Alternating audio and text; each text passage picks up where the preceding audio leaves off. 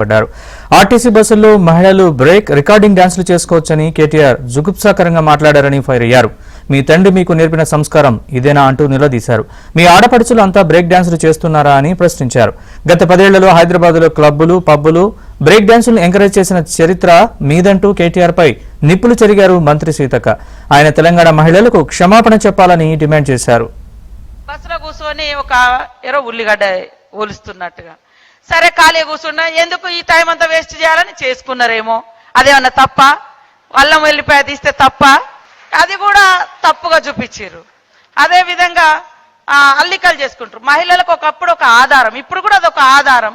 ఒక 2-3 గంటలు ఆదిలాబాద్ నుంచి రావాలంటే 4 గంటలు 5 గంటల జర్నీ.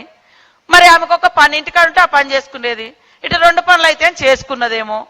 అట్లాంటివన్నీ కూడా చేసి అసలు బస్సు ప్రయాణమే వేస్ట్ అనే కాడికి కొంతమంది నేను మా సీతక్క చెప్తాను, బస్సులు అలా వెళ్ళిపోయారు తప్పని మేము ఎక్కడన్నాం అక్క, మేము అనలే.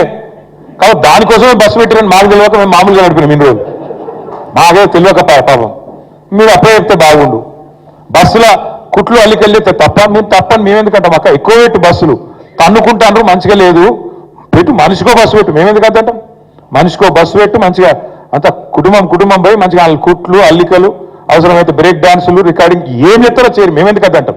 క్రమశిక్షణగా బస్సులలో ప్రయాణం చేయండి, ఇతరులకు ఇబ్బంది కలగకుండా వాళ్ళ పని వాళ్ళు చేసుకుంటే తప్పేంది అని నేను అడిగినందుకు ఇవాళ తెలంగాణ మహిళలను బ్రేక్ డాన్స్ చేసుకోనియండి అంటే ఆ పదము అనేది నీ నోటికెట్లా వచ్చింది కేటీఆర్ అని నేను అడుగుతాను.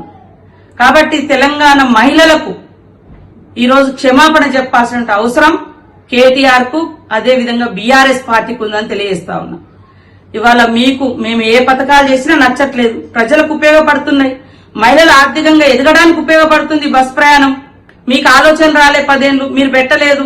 మేము పెడితే రకరకాల మార్పింగ్ వీడియోలు చేస్తున్నారు, తప్పుడు ప్రచారాలు చేస్తున్నారు. అసలు బస్సు ప్రయాణాలలో చేసేటోళ్ళే తప్పుడు మనుషులను తప్పుడు ప్రచారాలు చేస్తున్నారు మీ సోషల్ మీడియాల ద్వారా.